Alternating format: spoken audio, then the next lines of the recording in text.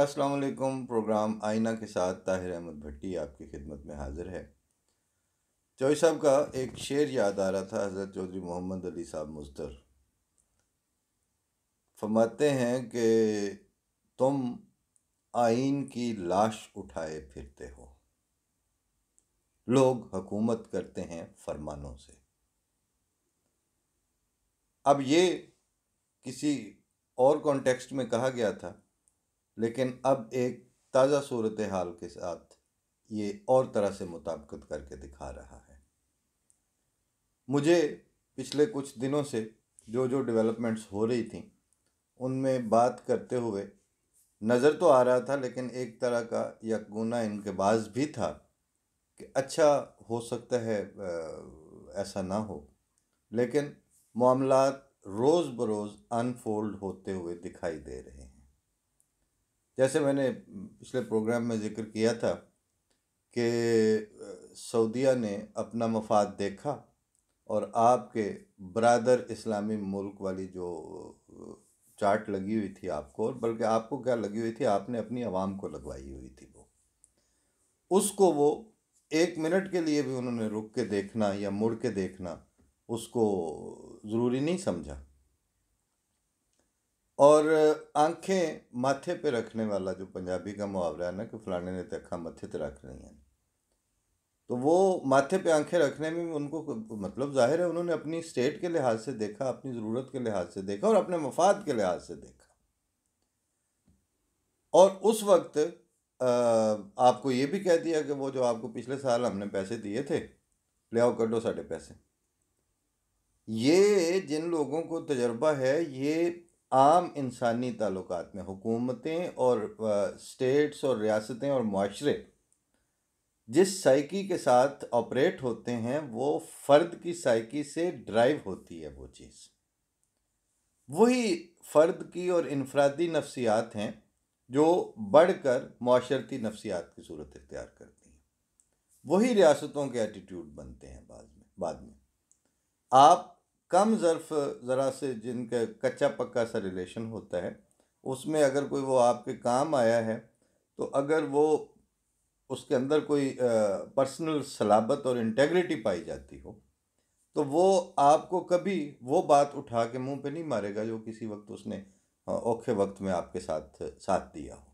या आप तजर्बा करके देख लें,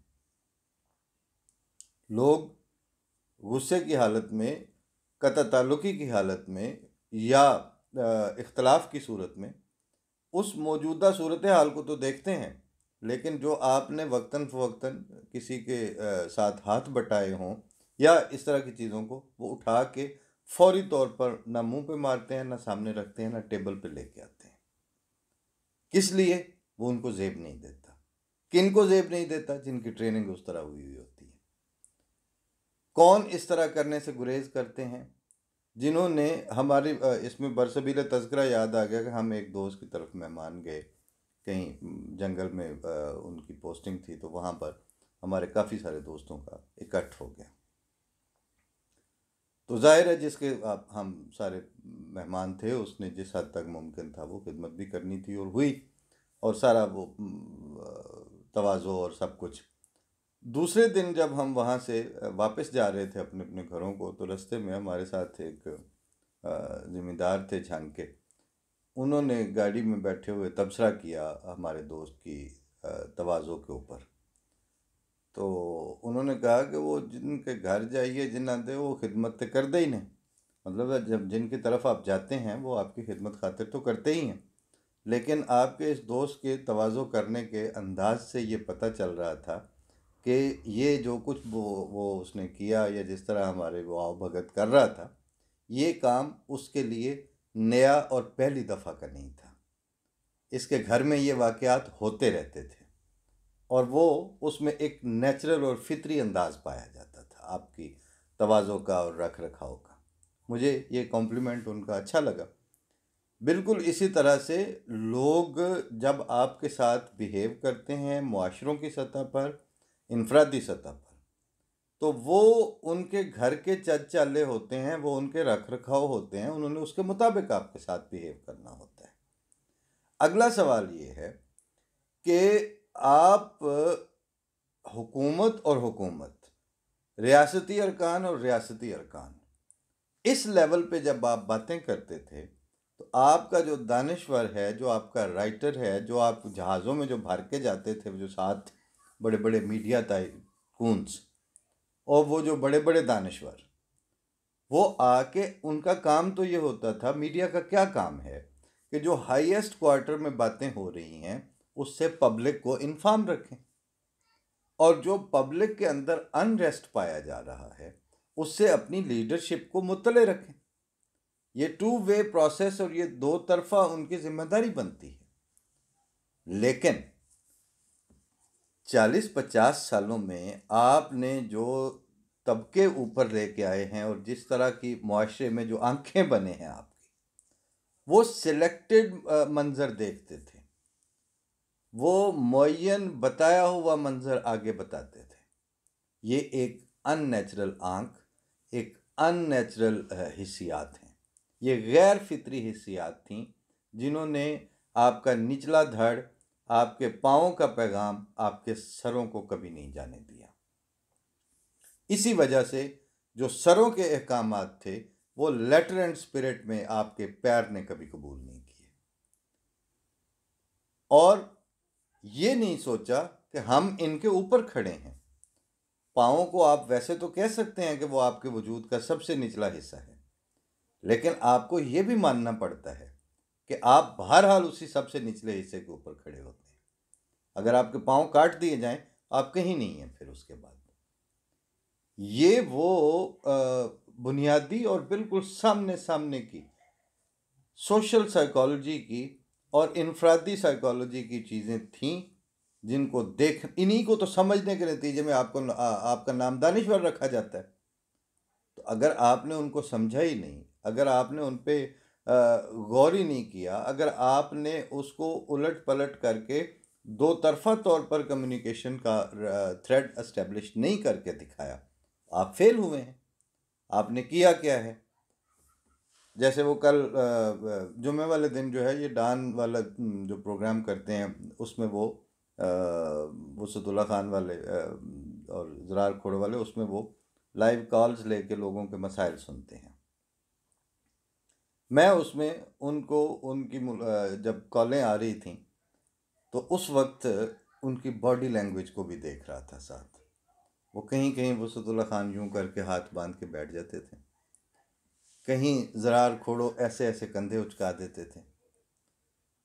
मसला क्या था कि ये बंदे हमें काबिले एतमाद समझ के फ़ोन कर रहे हैं। ये ज़रूरतमंद या ये वो लोग हैं जिनको वहाँ मसले पेश आए हैं अपने अपने ज़िले में, दादू ठट्ठा और कोई लाहौर, कोई शेखुपुरा, कोई ननकाना, कोई जहाँ से मर्जी करे पूर्व पाकिस्तान से, जिन जिन शोबों के साथ इनको मसाइल हैं उन शोबों के अंदर ऐसा कोई हेल्पलाइन का, ऐसा दादरसी का कोई निज़ाम किसी ने वज़ा नहीं किया हुआ कि जहां वो फ़ोन करें, जहां वो बताएं। मतलब क्या हुआ कि आपने इदारे और उनके सरबराह और उनके सरपंच वो बनाए हुए हैं अपने पब्लिक को स्नब करने के लिए। पंजाबी में कहते हैं उन्होंने खुंब ठप्पण वास्ते। आपने उनकी दादरसी का कोई सिस्टम रखा ही नहीं हुआ। आपने जहां वो वायोलेट हो रहे हैं उसके ऊपर वो आवाज उठा के किसके दर पर जाएं? जब ये आप नहीं करते तो वो क्या करते हैं कि जहां उनको पता चलता है ये ज़रा शरीफ आदमी ढंग से बात कर रहे हैं या पैशनेट तरीके से बात को सुनना चाह रहे हैं या हम अगर इनसे कोई बात करेंगे तो वो ये हमदर्दी के दो बोल या किसी लेवल पे आगे बात करेंगे। अब मसलन उनमें से एक मिसाल ये आई थी कि एक साहब ने अपने जीपी फंड से पैसे लिए उधार, मतलब गवर्नमेंट को उसका हक होता है किसी मुलाजिम का, क्योंकि जीपी फंड आपके अपने पैसे होते हैं। तो उन्होंने कहा कि जी वो मैंने उसके लिए पैसे मंजूर करवाए, वो मेरी मंजूरी हो गई, और अब जब वो तरीक़ाकार ये है कि जो मेरा ही जमा पैसे हैं उसमें से 80% तक अगर मैं कर्ज़ के तौर पर लेना चाहूँ वो मंजूर हो के तो वो मेरी सैलरी में ऐड करके जम करके मेरे अकाउंट में ट्रांसफ़र हो जाने चाहिए। कहते हैं अब मैं 3 महीने से मुंह देख रहा हूँ कि वो मेरी सैलरी में शामिल करके भेजे नहीं जा रहे पैसे। तो एजी ऑफिस या वो जो अकाउंट्स का ऑफिस है जहाँ से वो सारी आने होते हैं पैसे, जिन्होंने वो बिल बना बना के भेजना है, वो कह रहे हैं कि वो क्लर्कोक्रेसी भी है ना, ब्यूरोक्रेसी के साथ साथ वहाँ क्लर्कोक्रेसी भी चल रही है ना। तो वो क्लर्कोक्रेसी का जो वो बंदा है, उससे पूछा तो उसने कहा कि 10,000 रुपये मुझे दे दें तो वो अगले महीने आ जाएंगे।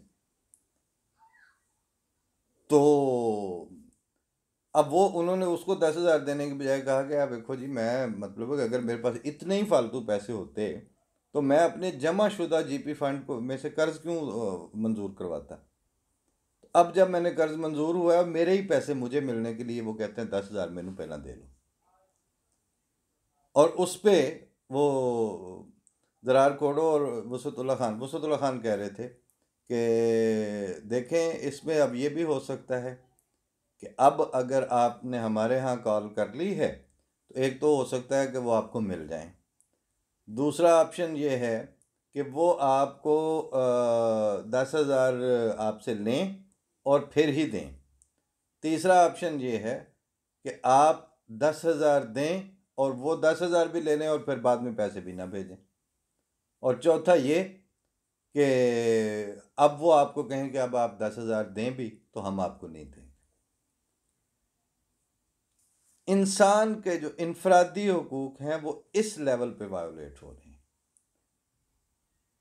और हुकूमतें किस बात पे मसरूफ़ हैं और अपोजिशन किस बात पे मसरूफ़ है कि इक़्तिदार में से फ़लाँ को हटा के फ़लाँ को दिया जाए। मौजूदा वज़ीर आज़म इसलिए हलक से नहीं उतर रहा कि उसको आर्मी की बैक है, अफवाज की बैक है जी, वो सिलेक्टेड है। आप खुद हैं, आप में से एक का भी माजी ऐसा नहीं है जो फोर्सेस ही के थ्रू प्रोसेस हो के ऊपर ना आया हो।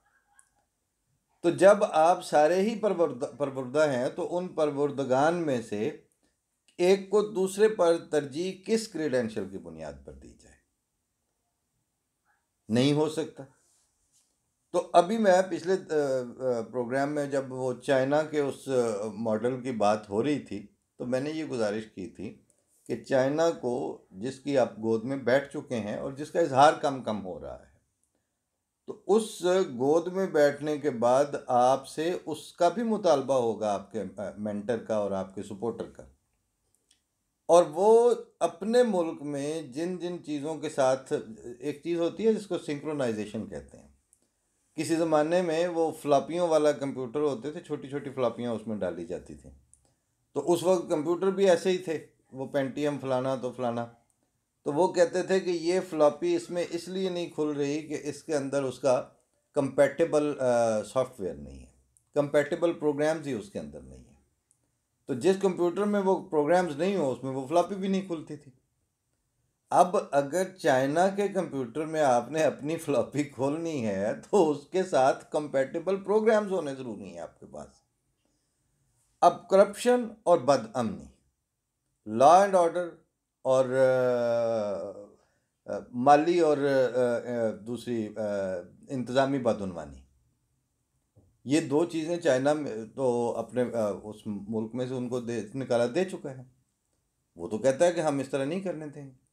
उसमें पब्लिक पार्टिसिपेशन भी है, पब्लिक इंक्लूजन भी है। जिस चाइना के आज आप उस पे जश्न मना रहे हैं, उस चाइना ने एक्सक्लूजनरी अप्रोच अपने चाइना के लिए नहीं रखी हुई, अपनी पब्लिक के लिए। उस चाइना से उस तरह लोग हिजरत करके मुल्क छोड़ छोड़ के नहीं जाते। उस चाइना के बारे में सन ऑफ सॉइल का कॉन्सेप्ट है जो वहां पर राइज है, आप ये दे ही नहीं रहे। और अगर अब आपने उस ब्लॉक का हिस्सा बनना है उनसे, अब क्या, अब तो खैर मामला यहाँ तक आ चुका है कि जी वो जो पिछली दफ़ा सऊदीया ने दिए थे पैसे, उसने वो मांगे, पिछली दफ़ा भी चाइना ने दिए थे। आज डॉन अखबार में तफसीली रिपोर्ट आई हुई थी, हमने ख़बर पढ़ी खुद, कि वो अब दूसरी किस्त भी चाइना से लेके दे दी गई है। मैंने पिछली किस्त पे ही अर्ज़ किया था कि चाइना वाले इतने चूचे नहीं हैं कि वो खरबों के हिसाब से या अरबों के हिसाब से डॉलर्स जो हैं वो उठा उठा के आपका कर्जा सऊदीया को वापस कर रहे हैं। बीजिंग जो है वो जद्दा और रियाज को सेटिस्फाई कर रहा है, किसकी खातिर? पाकिस्तान की खातिर। पाकिस्तान सिर्फ ये बता दे कि पाकिस्तान की कौन सी अदाओं पे चाइना मर मिटा है। मतलब आखिर अब वो जो ऐसे नोटों की गुड्डियाँ उठा उठा के आप पे निछावर कर रहा है, तो आपके उसने कोई अंग और रंग देखे होंगे? तो वो सिवाय जियोपॉलिटिकल सिचुएशन के आपकी, और सिवाय जो यहाँ पे प्रोजेक्ट आप टोटलिटी में और कुल्लियत में लॉन्च हो रहे हैं, उसके अलावा तो कुछ नहीं नज़र आ रहा। तो जब ये सारा कुछ हो रहा है, तो अब घंटी बजी कि ये जो बिलावल है नौजवान इनका, पिपलियों का, इसने, मतलब पिपलियों को ही मैं कहूँगा, वरना मैं तो वो भुट्टो कहते हैं, मैं कहता हूँ जरदारी है, क्योंकि बहरहाल पुत्र तो जरदारियाँ था। तो वो बिलावल जरदारी जो है उसने आज से कोई साल 1.5 साल पहले सिंध में बैठे हुए कराची से बड़ा दबंग बयान जारी किया कि कुछ भी हो जाए हम सदारती निज़ाम नहीं आने देंगे। तो मैं उन दिनों एक कॉलम में ही लिखा था, मैंने कहा कि तुमसे पूछ के किसी ने नहीं लाना, वो जिस वक्त आना है। तो उसमें वो हमारा एक दोस्त था, उसने अगले दिन किसी प्रेजेंटेशन और इंटरव्यू के लिए जाना था। तो हॉस्टल में ज़ाहिर है वहाँ पर कौन किस घर से आया है, किसकी क्या हैसियत है, स्टूडेंट एज में, तालिब इल्मी के दोस्ती में, ये सबसे बड़ी उसकी खूबी और उसका मर्तबा होता है उस दोस्ती का, कि उस वक्त हर कोई, मतलब सारे अपने अपने कमरों में बराबर हैं।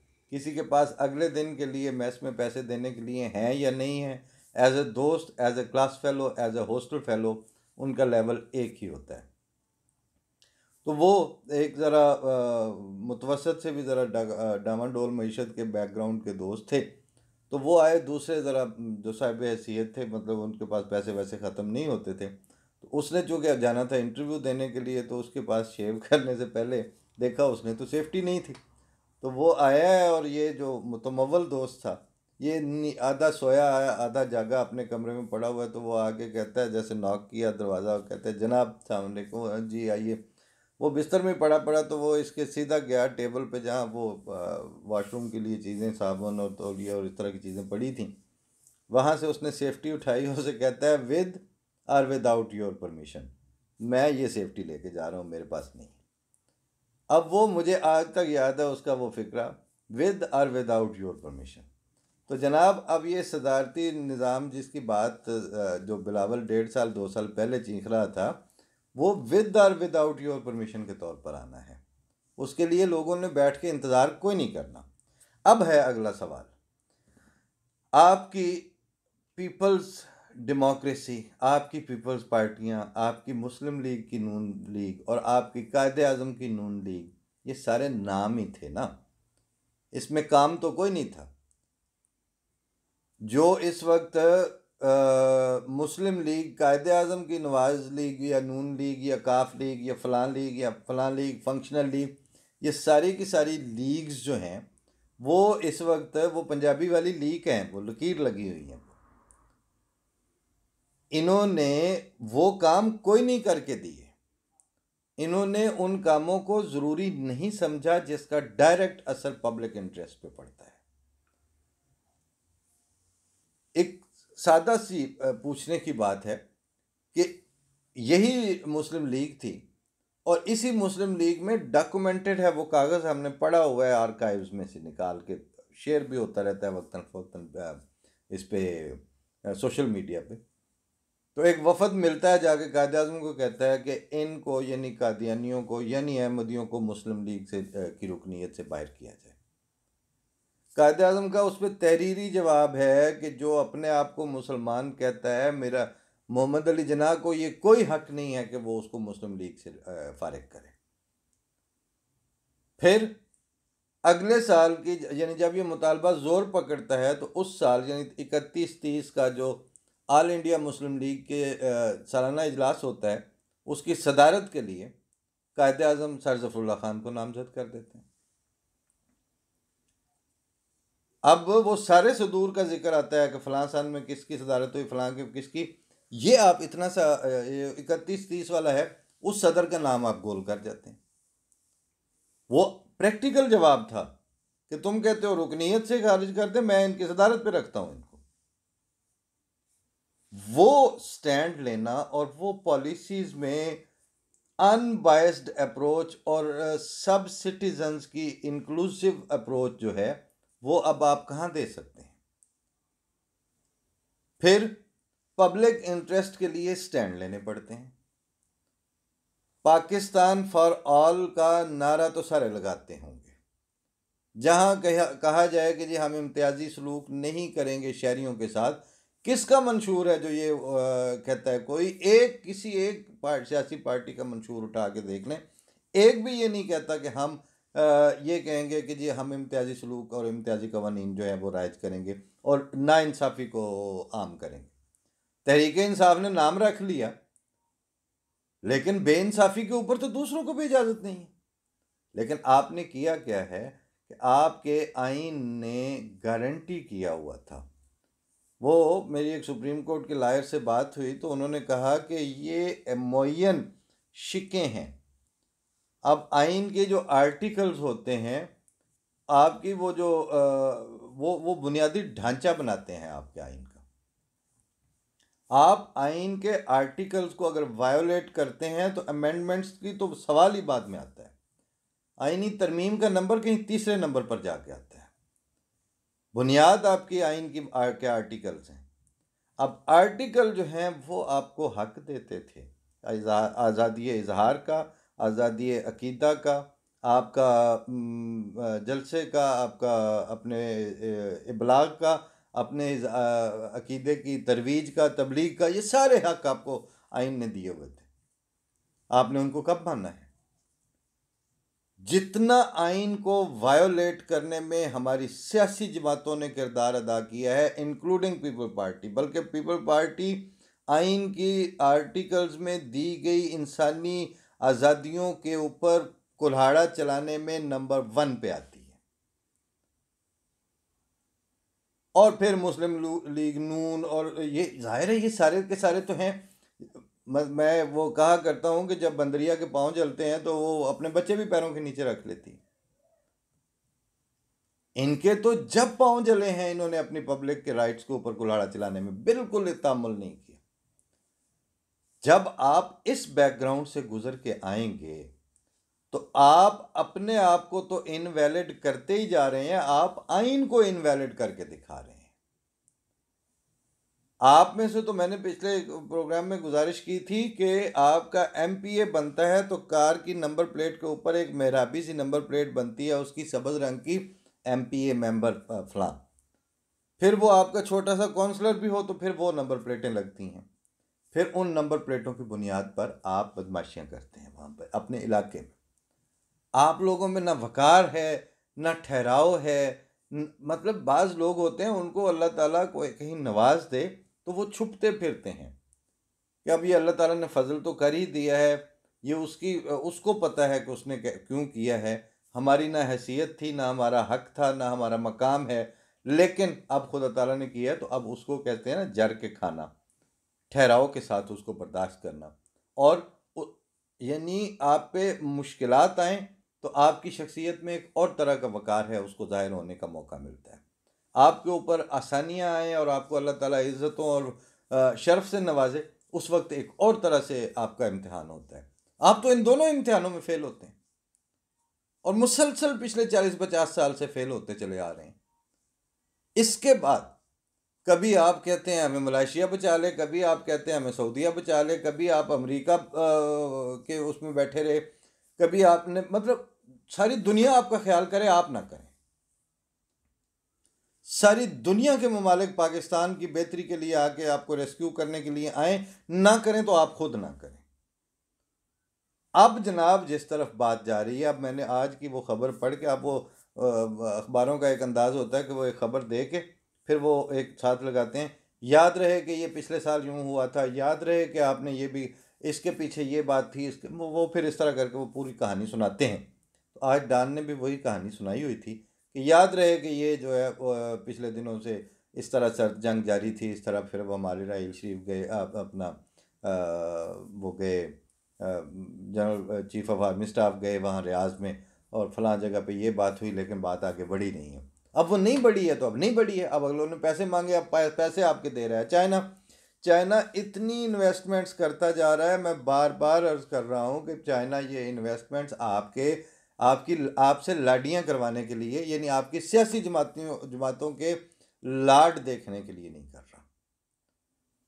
और चाइना को तो पता नहीं, ज़रा कोई पॉलिटिकल रिसर्च करनी पड़ेगी, हमें खुद क्या करने की रिसर्च है? हमें तो कुछ भी रिसर्च करने की ज़रूरत नहीं। हमें तो नज़र आ रहा है कि हर सियासी पार्टी के जितने करते धरते थे, उनकी ज़ाती हैसियत और उनकी ज़ाती मईशत 10 गुना नहीं, 100 गुना ज़्यादा मजबूत हुई है जब से वो सियासत में आए, और जब से उन्होंने कौम की खिदमत का बीड़ा उठाया। और आम आदमी की मईशत जो है वो ज़ीरो पे गई है, वो जलील हुई है, वो रोटी से मोहताज हुआ है। तो इसका मतलब आखिरी मैं ये गुजारिश ये करना चाह रहा हूँ कि मैंने अर्ज़ किया था कि सबसे बैक बर्नर पर 2 चीज़ें पड़ी हुई हैं इस वक्त, एक अवामुन नास पब्लिक, एक मुल्क एज अ कंट्री। बाकी हर चीज़ फोरफ्रंट पे है आपके सामने।